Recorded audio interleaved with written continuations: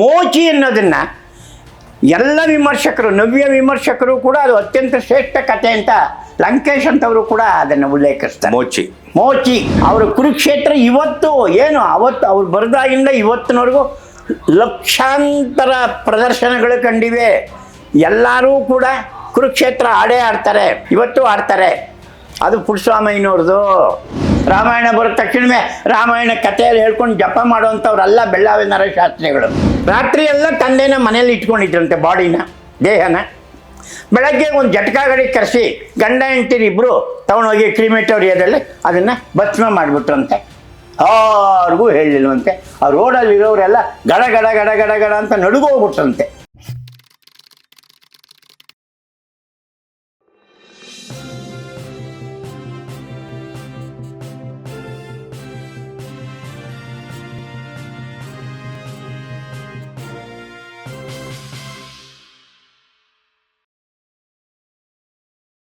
ಈಗ ಭಾರತೀ ಪ್ರಿಯ ಅವರು ಏನು ಒಂದು ಸ್ವಲ್ಪ ಗೊಂದಲ ಎಲ್ಲಿ ಬರುತ್ತೆ ಅಂದರೆ, ಭಾರತೀ ಪ್ರಿಯ ಅವರು, ಭಾರತೀ ಸುತ ಅವರು ಅಂತಲೂ ಎರಡು ಹೆಸರಿದೆ. ಆದರೆ ಭಾರತೀ ಪ್ರಿಯ ಅವರು ಹಿರಿಯರು, ಪ್ರಗತಿಶೀಲರ ಈ ಇದರಲ್ಲಿ ಅವ್ರಿಗೂ ಒಂದು ಸ್ಥಾನ ಇದೆ.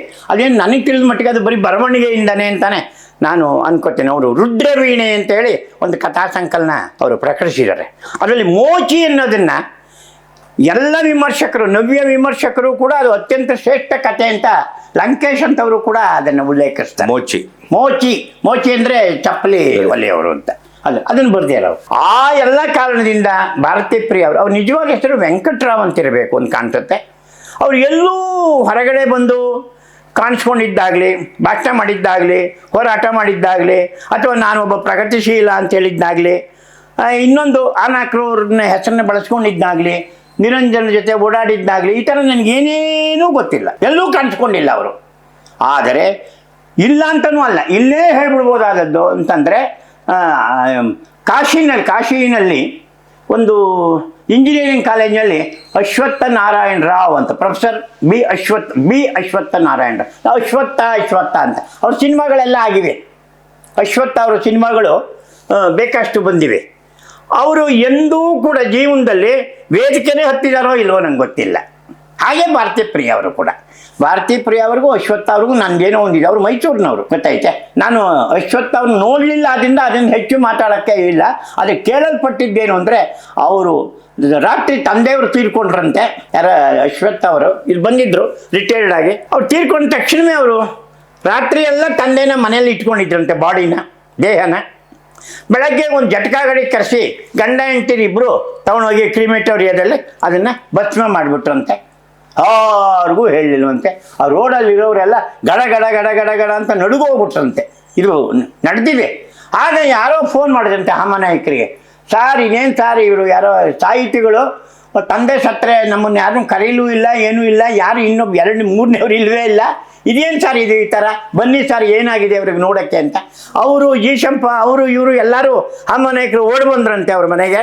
ಆಗ ಅವರು ಮನೆಯವ್ರನ್ನ ಅವ್ರ ಹೆಸರು ನಮ್ಗೆ ಗೊತ್ತಿಲ್ವಲ್ಲ, ಏನೂ ಗೊತ್ತಿಲ್ಲ. ಅಶ್ವತ್ಥಾರ ಯಾರಿಗೂ ಏನೂ ಗೊತ್ತಾಗಬಾರ್ದು ಅಂತ ಅವರಷ್ಟು ಕತೆ ಬರೆದವರು, ಕಾದಂಬರಿ ಬರೆದವರು, ಏನು ಕನ್ನಡದಲ್ಲಿ ಇನ್ನೊಬ್ಬರು ಕಷ್ಟ ಹುಡುಕೋದು, ಅಷ್ಟು ದೊಡ್ಡ ಈ ವ್ಯಕ್ತಿ ಆತ. ಆಮೇಲೆ ಅವರು ಬಂದು ಕೇಳಿದ್ರೆ ಕಾಫಿ ಕೊಡಮ್ಮ ಅಂದ್ರಂತೆ. ಅಯ್ಯೋ ನಾವು ಸತ್ತ ಮನೆಗೆ ಬಂದಿರೋದು, ಇವ್ರು ಕ್ಷೇಮ ಸಮಾಚಾರ ವಿಚಾರಿಸೋಕ್ಕೆ ಅಂತ ಬಂದರೆ ಕಾಫಿ, ಅದು ವಿಷಯನೇ ಮಾತಾಡೋಕ್ಕೆ ಬಿಡಲಿಲ್ವಂತೆ. ಹಾಗೆ ಭಾರತೀ ಪ್ರಿಯ ಅವರು ಪೂರ್ಣ ನಾಸ್ತಿಕರು. ಕಾಶಿನಲ್ಲೇ ಇದ್ರಲ್ಲ, ನೋಡಿರ್ತಾರೆ ಹಣ ಸುಡೋದು. ಭಾರತೀಯರಿಗೆ ಕಾಶಿ ಅನ್ನೋದು ಒಂದು ಇದದು, ಒಂದು ಎಂಥದ್ದು ಘಾಟ್. ಆದರೆ ಭಾರತೀ ಪ್ರಿಯವರು ಪಕ್ಕ ಅಧ್ಯಾತ್ಮವಾದಿಗಳು, ಸೈಲೆಂಟಾಗಿ ಇರ್ತೀವಿ. ನಾನು ಅವ್ರನ್ನ ರಾಷ್ಟ್ರೋತ್ಥಾನದಲ್ಲಿ ಹೋಗುವಾಗ ಬರುವಾಗ ನೋಡ್ತಾ ಇದ್ದೆ. ಏನು ಹರಟೆ ಅನ್ನೋದು ಇಲ್ಲವೇ ಇಲ್ಲ ಅವ್ರ ಹತ್ರ. ಏನು ಚೆನ್ನಾಗಿದ್ದೀರಾ, ಏನು ಮಾಡ್ತಾ ಇದ್ದೀರಿ, ಇತ್ಯಾದಿ. ನಾವೇನಾದ್ರು ಕೇಳಿದ್ರೆ ಉತ್ತರ ಕೊಡ್ತಾಯಿದ್ರು. ಅಲ್ಲಿದ್ದು ಕೆಲಸ ಮಾಡ್ತಾಯಿದ್ರು. ಉತ್ಥಾನಕ್ಕೆ ಅವರು ಪ್ರಾರಂಭದ ಸಂಪಾದಕರು ಇದ್ದಿರಬಹುದು, ಅಥವಾ ನಮ್ಮನ್ನೇನು ಬರೀರಿ ಮಾಡಿ ಅಂತಲೂ ಅವ್ರೇನು ಅಂದವರಲ್ಲ. ಆದರೆ ಕನ್ನಡದಲ್ಲಿ ಭಾರತೀ ಪ್ರಿಯ ಅವರಿಗೆ ಅತ್ಯುತ್ತಮವಾದ ಸ್ಥಾನ ಇದೆ.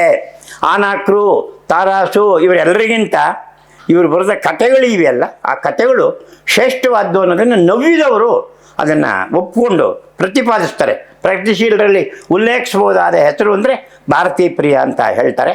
ಭಾಳ ಸ್ವಚ್ಛವಾದ ಮನಸ್ಸು, ಭಾಳ ತಿಳಿ ರೋಜಾ ಕಲ್ಲರ್ ಥರ ಇದ್ರು, ಬೆಳ್ಳಿಗೋ ಥರ ಕಲ್ಲರ್, ನೋಡೋಕ್ಕೆ ಕೈ ಮುಗಿಬೇಕು ಅವ್ರನ್ನ. ಸಿಂಪಲ್, ಸರಳ, ಏನಿಲ್ಲ, ಪೈಜಾಮ ಒಂದು ಜುಬ್ಬ ಅಷ್ಟೇ. ಅದು ಒಂದು ಸಲ ಪಂಚೆ ಉಟ್ಕೊಂಡಿರ್ತಿದ್ರೇನೋ ಹೋದಾಗ ಬಂದಾಗ ಅಷ್ಟೇ. ಇನ್ಯಾವ ಥರದ ಯಾವ ಕುತೂಹಲವಾದ ಮಾತುಗಳು, ಚರ್ಚೆಗಳು, ವಿಚಾರಗಳು ಮಾಡಿದ್ದಿಲ್ಲ ಅವರು. ಅಥವಾ ಆತ್ಮಕಥೆನೂ ಅವ್ರ ಫ್ಯಾಮಿಲಿ ಯಾರಿದ್ದಾರೋ ಏನೋ ನಮಗೆ ಅದು ಗೊತ್ತಿಲ್ಲ. ನನಗೆ ಮಾತ್ರ ಅವರು ಒಂದು 3-4 ಪುಸ್ತಕಗಳು ಅವ್ರು ಬರೆದಿರೋದು ನನ್ನ ಹತ್ರ, ನನ್ನ ಸಂಗ್ರಹದಲ್ಲಿದೆ ಈಗಲೂ ಪುಸ್ತಕ ಮನೆಯಲ್ಲಿ. ಅವ್ರು ಯಾವತ್ತೂ ಟಾಮ್ ಮಾಡಿಕೊಳ್ಳಿಲ್ಲ. ಆದರೂ ಅವ್ರನ್ನ ಪ್ರಗತಿಶೀಲರ ಗುಂಪಲ್ಲೇ ಅವ್ರನ್ನ ಗುರುತಿಸ್ತಾ ಬಂದಿದ್ದಾರೆ. ಯಾರೇ ಕತೆ ಸಂಕಲನ ಆಂಥಾಲಜಿ ಅಂತಾರೆ, ಸಂಪಾದಕ ಮಾಡಿದ್ರು ಕೂಡ ಭಾರತೀ ಪ್ರಿಯ ಅವ್ರದ್ದು ಗಟ್ಟಿಯಾದ ಒಂದು ಕತೆ ಇದ್ದೇ ಇರುತ್ತೆ ಅಂತ ನಾನು ಹೇಳಲಿಕ್ಕೆ ಇಷ್ಟಪಡ್ತೇನೆ. ಅಂಥವರು ನಮ್ಮ ನಡುವೆ ಇದ್ದರು. ಸದ್ರುಗದ್ದಲಿಂದನೇ ರಾಷ್ಟ್ರೋತ್ಥಾನದಲ್ಲಿ ನಾವಿವತ್ತು ಏನಾದ್ರು ಅನ್ಬೋದು. ರಾಷ್ಟ್ರೋತ್ಥಾನನ RSSನ BJPಯ ಕೇಂದ್ರ ಅಂತದೆಲ್ಲ ಈಗ ಶುರುವಾಗಿರೋದು.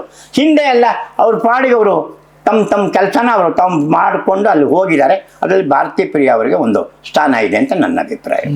ಆ ಕಾಲದ ಆ ತಲೆಮಾರಿನ ಭಾಳ ಮುಖ್ಯರಲ್ಲಿ ಒಬ್ಬರು ಅಂತ ಅನ್ಬೋದು ನಾನು. ಬಿ ಪುಟ್ಟಸ್ವಾಮಯ್ಯ ಅವರು ಪತ್ರಕರ್ತರು ಅಂದರೆ ಪತ್ರಕರ್ತರಲ್ಲ, ಪತ್ರಕರ್ತರೇ ಅಂತ ಈಗಿನ ಕಾಲದ ಪತ್ರಕರ್ತರ ಥರ ಪತ್ರಕರ್ತರಲ್ಲ ಅಲ್ಲ. ಆದರೂ ಪ್ರಜಾವಾಣಿಯ ಮೊಟ್ಟ ಮೊದಲನೆಯ ಸಂಪಾದಕರು ಪುಟ್ಟಸ್ವಾಮಯ್ಯ ಅವರು.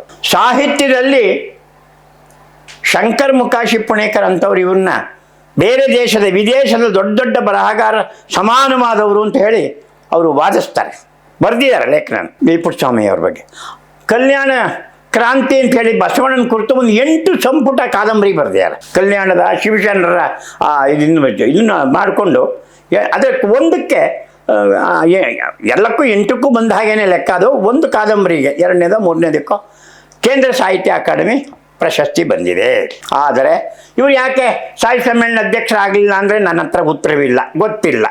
ವಿಚಾರ ಮಾಡೋಣ ಮುಂದೆ. ಸಾಹಿತ್ಯ ಸಮ್ಮೇಳನ ಅಧ್ಯಕ್ಷರ ತಪ್ಪು ಐತಲ್ಲ, ಅದರಲ್ಲಿ ಪುಟ್ಟಸ್ವಾಮಯ್ಯ ಅವ್ರಿಗೂ ಒಂದು ಜಾಗ ಇದೆ ಅಂತ ನನ್ನ ಎಣಿಕೆ. ಸೊ ಅಂಥ ಪುಟ್ಟಸ್ವಾಮಯ್ಯ ಅವರು ಬಹಳ ಕಥೆಗಾರರು, ಕಾದಂಬರಿಕಾರರು, ಚಲನಚಿತ್ರದ ಬಗ್ಗೆಯೂ ರಂಗಭೂಮಿಯ ಬಗ್ಗೆಯೂ ಬರೆದಿದ್ದಾರೆ. ಇದು ಬಹಳ ಮುಖ್ಯವಾದ ವಿಚಾರ. ಯಾಕಂದರೆ ಎಲ್ಲರೂ ಒಡನಾಟ, ಒಂದು ರೀತಿಯ ಪತ್ರಿಕಾ ಇದಿತ್ತಲ್ಲ, ವಾಸನೆ ರಂಗ, ಅದು ಇವ್ರನ್ನ ಬರೆಸುವ ಹಾಗೆ ಮಾಡಿದ್ದಾರೆ. ದುರ್ಗಾ ಸ್ತೋತ್ರ ಅಂತ, ಶ್ರೀ ದುರ್ಗಾ ಸ್ತೋತ್ರ ಅಂತೇನು ಹೇಳಿ ಸಂಸ್ಕೃತಿನಿಂದ ಇದು ಅನುವಾದ ಮಾಡಿದ್ದಾರೆ. ಬಂಗಾಳಿಯಿಂದ ಕನ್ನಡಕ್ಕೆ ಅನುವಾದ ಮಾಡಿದ್ದಾರೆ ನಾಟಕಗಳನ್ನ, ಕಾದಂಬರಿಗಳನ್ನ.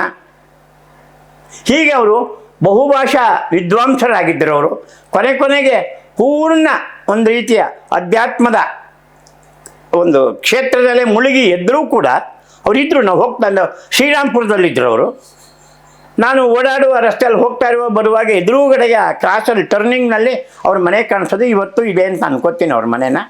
ಅಲ್ಲಿ ಯಾವಾಗಲೂ ಮಂಚದ ಮೇಲೆ ಕೂತ್ಕೊಂಡು ಓದೋದು, ಬರೆಯೋದು, ನೋಡೋದು, ಇದು ಮಾಡೋದು ಮುಟ್ಟೋದು. ಅವ್ರೇನು ಹೊರಗಡೆ ಬಂದು ಎಲ್ಲಿ ಕಾಣಿಸ್ಕೊಂಡಂಥವ್ರೇನಲ್ಲ.